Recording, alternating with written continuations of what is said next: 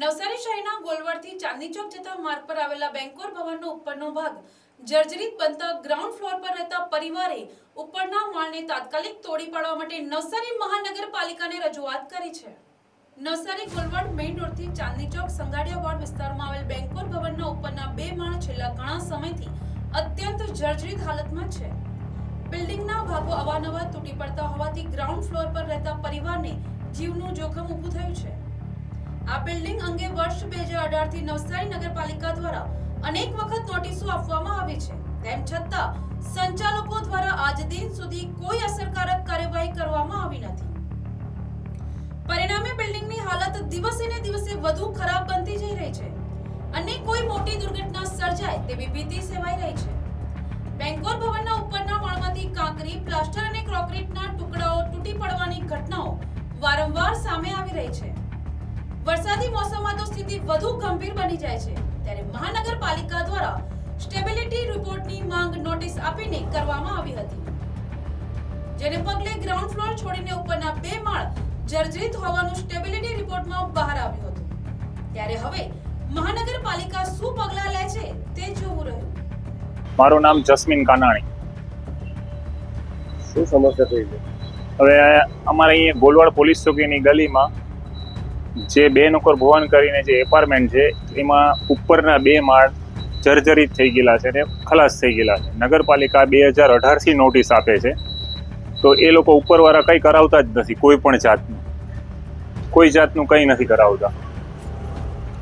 તો નગરપાલિકાએ આ વર્ષે અમને એમ કીધું કે તમારા પ્રૂફ આપો, કે તમારું નીચેના સ્ટ્રક્ચર બરાબર છે તેના માટેના પુરાવા રજૂ કરો। તો અમે દરેક પુરાવા એને આપી દીધા ને ઉપરના બે માળ તો એકદમ ખરાબ જ થઈ ગયેલા છે અને અમને ફૂલ ડિસ્ટર્બ પડે છે કે હમણાં 2 દિવસ પહેલાં જ અત્યારે પડી આખી દિવાલ જ।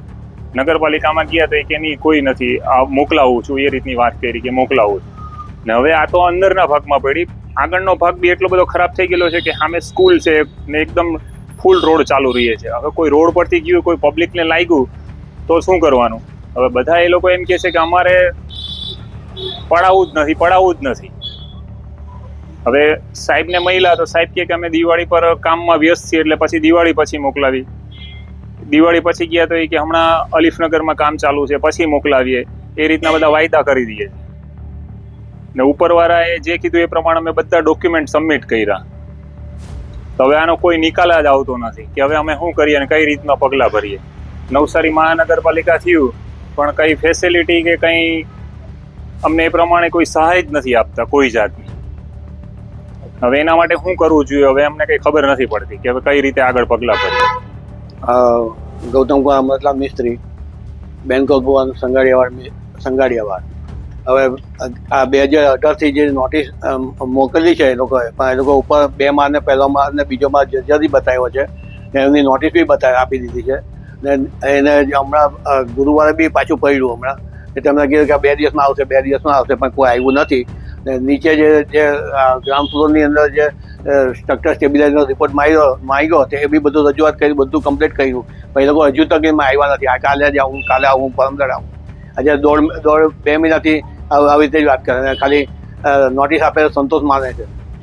અમારે કે અમને કોઈને લાગવું નહીં જોઈએ, મોલ્લાવાળાને કોઈને લાગવું નહીં જોઈએ, રોડ પર મધેરા સ્કૂલ, આપણે છે કોલેજ, જીવતો રોડ છે આ, કેટલું પબ્લિક જાય 5 વાગ્યાથી સવારના 10 વાગ્યા લગીમાં એટલું બધું પબ્લિક જાય ને એને કોઈને લાગે નહીં, એ જ આપણી એ છે, બીજું કંઈ નથી એમ।